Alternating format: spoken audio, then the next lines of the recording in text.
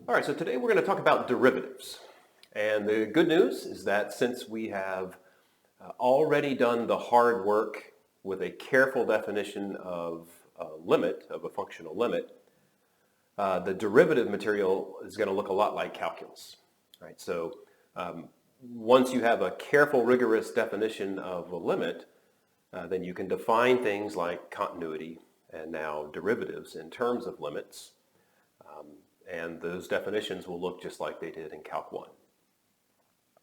So our definition for the derivative of a function f at c is f prime of c is the limit as x approaches c, f of x minus f of c divided by x minus c.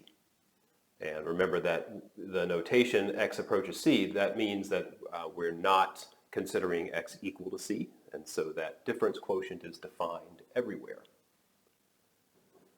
All right, so our first example is we're going to take f of x equals x squared and find its derivative at c.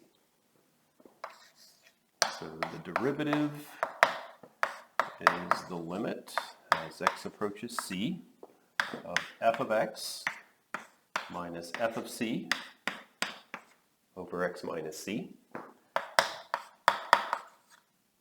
And now we can do some algebra on the top. Difference of two squares factors x minus c, x plus c. And because x can't be equal to c, we have no trouble canceling those two.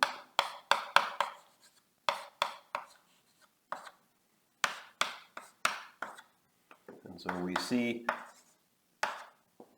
by the algebraic limit theorem, the limit of x plus c is the limit of x, which is just c, plus the limit of c, which is just c. So we get 2c, and that should look familiar, right? From Cal 1, the derivative of f by the power rule would be 2 times x, plug in c, you get 2c. All right, so that looks good. Now we'll do harder examples, of course, and you'll get a few of those in the problem set. But the idea will be the same. So stick with the definition, do some algebra, and see what comes out.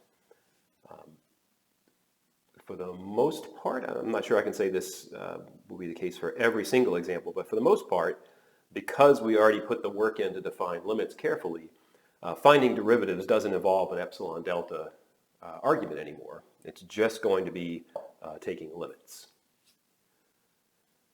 Okay, now we will have several theorems about derivatives. One of these I wanted to show just because it has kind of a slick proof. This is one that you've probably used in calculus, but the idea is that if you have a function that's differentiable, it has to also be continuous. So if we're looking at a particular point, we'll say that if f prime of c exists, then f is continuous at c. So let's see how this proof goes. It's quick. As I said, it's kind of a quick and I'm not sure clever is the right word, but it's a straightforward proof that just uses one kind of trick. So to show that f is continuous at c, we need to show that the limit of f of x as x approaches c equals f of c. So what we're going to do is to think about showing the limit as x approaches c of f of x minus f of c. If we can show that that equals 0, then that's the same thing, right? Then the limit of f of x has to be f of c. And so we're going to use one of our favorite algebra tricks, which is to multiply by a clever form of 1 so as not to disturb the value of the expression.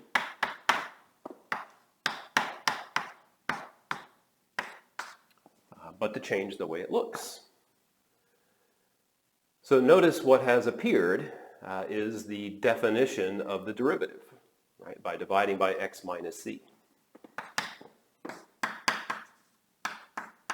To be maybe a little bit precise about it, I've got the limit of one term times the limit of the other by the algebraic limit theorem. The limit of the product is the product of the limits. And now the first limit is exactly f prime of c, which we know exists by assumption, and then the second one is 0.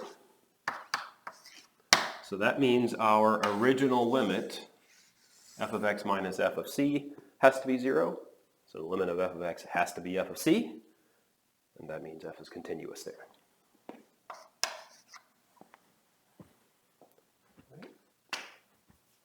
So next up, we'll demonstrate at least some of the familiar rules from calculus. Some of those will be left to you, but we'll at least do, I think, the quotient rule. We'll do some of the harder ones, I guess. So we'll do the quotient rule next.